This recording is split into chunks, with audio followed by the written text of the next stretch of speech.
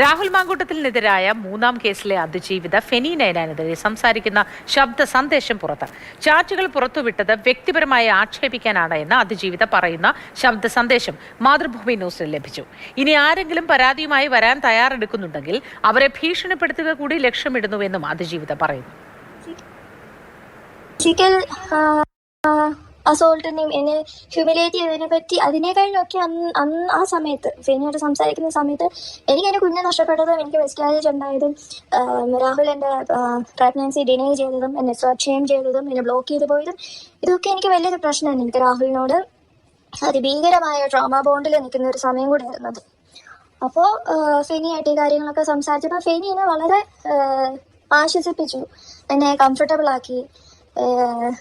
പോട്ടെ സാരിയില്ല എന്നൊക്കെ പറഞ്ഞു, ഇതാരോട് ഇനി പറയരുത് എന്നെ അടുത്ത് ഫെനി പറഞ്ഞിട്ടുണ്ടായിരുന്നു.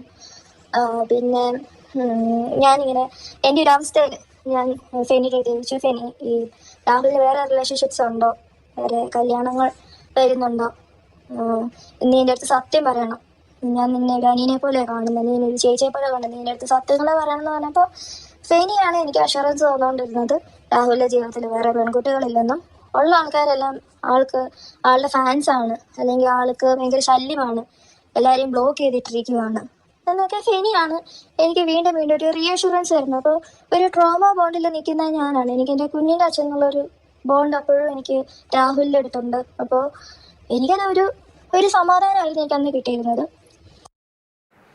സി കെ അഭിലാൽ വിവരങ്ങളുമായി ചേരുന്നുണ്ട്. Abhilal, good morning.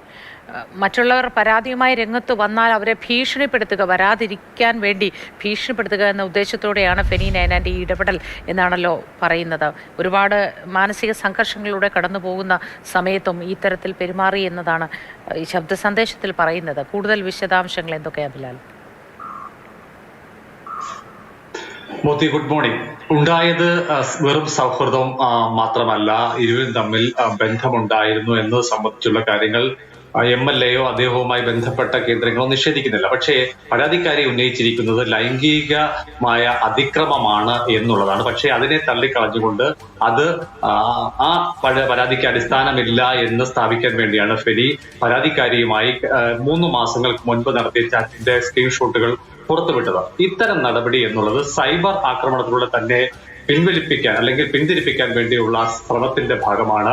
ഇനി ആരെങ്കിലും സമാന രീതിയിലുള്ള പരാതിയുമായി രംഗത്ത് വരാൻ സാധ്യതയുണ്ടെങ്കിൽ അവർക്കുള്ള ഭീഷണിയാണ്, അവരെ ഭയപ്പെടുത്താൻ വേണ്ടിയുള്ള നീക്കം കൂടി ഫെനിയുടെ ഈ നടപടിയിൽ ഉണ്ടായിട്ടുണ്ട് എന്നുള്ളതാണ് പരാതിക്കാരി ശബ്ദ സന്ദേശത്തിലൂടെ പറയുന്നത്. 17 മിനിറ്റ് ദൈർഘ്യമുള്ളതാണ് ഈ ശബ്ദ സന്ദേശം. ഒപ്പം തന്നെ ഫെനിക്ക് ഈ ബന്ധത്തെക്കുറിച്ച് അറിയാമായിരുന്നു.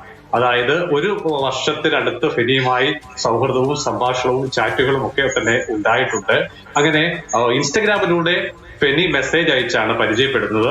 എനിക്ക് ഏറ്റവും ഇളയ അനിയനെ പോലുള്ള വാത്സല്യമുള്ള ആളായിരുന്നു തന്നേക്കാൾ പ്രായം കുറവുള്ള ഫെനി എന്നാണ് പരാതിക്കാരി ഈ ശബ്ദ സന്ദേശത്തിൽ പറയുന്നത്. രാഹുലുമായി ബന്ധപ്പെട്ട കാര്യങ്ങളിൽ തെറ്റിദ്ധാരണ പരത്തുന്ന തരത്തിലുള്ള കാര്യങ്ങളാണ് പറഞ്ഞിട്ടുള്ളത് എന്നാണ് ഫെനിയുടെ സംസാരത്തിൽ നിന്നും ഈ ശബ്ദ സന്ദേശത്തിൽ നിന്നും ലഭിക്കുന്ന സൂചനകൾ. ചുരുക്കത്തിൽ ലൈംഗിക ആരോപണവുമായി ബന്ധപ്പെട്ട് 2025 ആഗസ്റ്റ് മാസത്തിൽ രാഹുൽ മാങ്കൂട്ടത്തിനെതിരെ ആദ്യ പരാതി ഉയർന്നു വന്നത് ടെലിവിഷൻ വാർത്തകളിലൂടെയാണ് താൻ കാണുന്നത് എന്ന് പരാതിക്കാരി പറയുന്നു. ആ ഘട്ടത്തിൽ രാഹുലിനെ ബന്ധപ്പെടാൻ ശ്രമിച്ചു, ലഭ്യമായില്ല. പക്ഷേ ഫെനിയെ ബന്ധപ്പെട്ടപ്പോൾ അത്തരത്തിലുള്ള ആക്ഷേപങ്ങൾക്ക് യാതൊരു അടിസ്ഥാനവുമില്ല. അപ്പോൾ താൻ പ്രതികരിച്ചത് എന്റെ കുഞ്ഞിനെ പോലെ മറ്റു കുഞ്ഞുങ്ങളും ഉണ്ടോ എന്നാണ് ഞാൻ ഫെനിയോട് ചോദിച്ചത്. അപ്പോൾ അടിസ്ഥാനരഹിതമായ ആരോപണമാണ്. നല്ല വ്യക്തിത്വത്തിന് ഉടമയാണ് രാഹുൽ എന്ന് പറഞ്ഞ് തെറ്റിദ്ധാരണയ്ക്ക് ഇടവരുത്തുന്ന രീതിയിൽ അല്ലെങ്കിൽ പറഞ്ഞ കാര്യങ്ങൾ വിശ്വസിപ്പിക്കാൻ ശ്രമം നടത്തി. തുടർച്ചയായി രാഹുലിനെ കുറിച്ച് എന്ത് കാര്യങ്ങൾ പറഞ്ഞാലും രാഹുലുമായി വളരെ സൗഹൃദം എന്നുള്ള രീതിയിൽ രാഹുലിന്റെ വ്യക്തിത്വത്തെ കുറിച്ച് പറഞ്ഞ് തന്നെ തെറ്റിദ്ധരിപ്പിക്കാൻ തുടർച്ചയായി ഫെനി ശ്രമിച്ചുകൊണ്ടിരിക്കുകയായിരുന്നു എന്ന് പറയുന്നു. ഒപ്പം തന്നെ പാലക്കാട് ഉപതെരഞ്ഞെടുപ്പ് ഘട്ടത്തിൽ രാഹുലിന്റെ കയ്യിൽ പണമില്ല, ഭക്ഷണം കഴിക്കാൻ പോലും ബുദ്ധിമുട്ടാണ് എന്ന് ഫെനി പറഞ്ഞ പ്രകാരം രാഹുലിന്റെ അക്കൗണ്ടിലേക്ക് 10,000 രൂപ അയച്ചു കൊടുത്തു. പണം കിട്ടി എന്ന മറുപടി അയച്ചത് ഫെനി നൈനാനാണ്. അങ്ങനെ സാമ്പത്തികമായി 10,000 രൂപ നൽകി ആ ഘട്ടത്തിൽ സഹായിച്ചു. അങ്ങനെ തുടർച്ചയായി ഇത്തരത്തിലുള്ള ലൈംഗിക ആരോപണങ്ങൾ രാഹുലിനെതിരെ ഉയർന്നു വന്നപ്പോഴാണ് താൻ വഞ്ചിക്കപ്പെട്ടത്, തനിക്ക് നഷ്ടപ്പെട്ടതുപോലെ കുഞ്ഞുങ്ങൾ മറ്റാർക്കൊക്കെയോ നഷ്ടപ്പെട്ടു എന്നൊരു ഫീലിംഗ് വന്നത്.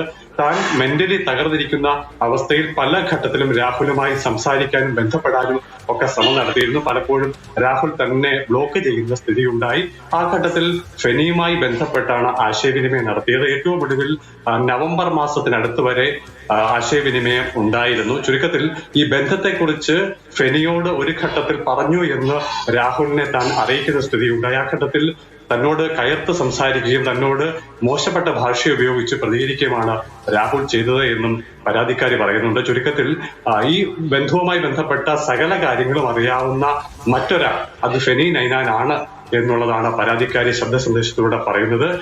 മുഴുവൻ കാര്യങ്ങളും തുറന്നു പറയാൻ അത് മാധ്യമങ്ങളോട് പുറത്തുവിടാൻ താൻ തയ്യാറാണ് എന്നും ഫെനി നൈനാൻ ഒരു മുന്നറിയിപ്പ് കൂടി നൽകിക്കൊണ്ടാണ് 17 മിനിറ്റ് ദൈർഘ്യമുള്ള തന്റെ ശബ്ദ സന്ദേശം പരാതിക്കാരി അവസാനിപ്പിക്കുന്നത്. ചുരുക്കത്തിൽ വലിയ ആസൂത്രണത്തോടു കൂടി ഫെനി നൈനാൻ ചാറ്റിന്റെ വിശദാംശങ്ങൾ, സ്ക്രീൻഷോട്ടുകൾ പുറത്തുവിട്ടിരിക്കുന്നു. അത് തനിക്കുള്ള ഭീഷണി മാത്രമല്ല, ഭാവിയിൽ മറ്റാരെങ്കിലും രാഹുലിനെതിരെ സമാന സ്വഭാവത്തിലുള്ള പരാതിയുമായി രംഗത്ത് വരാൻ തയ്യാറെടുക്കുന്നുണ്ടെങ്കിൽ അവരെ ഭീഷണിപ്പെടുത്തുക എന്നുള്ള ലക്ഷ്യമുണ്ട്. മറ്റൊന്ന്, രാഹുലിനെ അനുകൂലിക്കുന്ന ആളുകൾക്ക് തന്നെ, അതോടൊപ്പം തന്നെ പരാതിക്കാരെയൊക്കെ തന്നെ സൈബർ അറ്റാക്കിലൂടെ പിന്തിരിപ്പിക്കാനുള്ള ഒരു ആഹ്വാനം കൂടി ഫെനി നൈനാന്റെ ഈ പ്രവൃത്തിയിലുണ്ട്, ഒളിഞ്ഞിരിക്കുന്നുണ്ട് എന്നുള്ളതാണ് പരാതിക്കാരി പറയുന്നത്.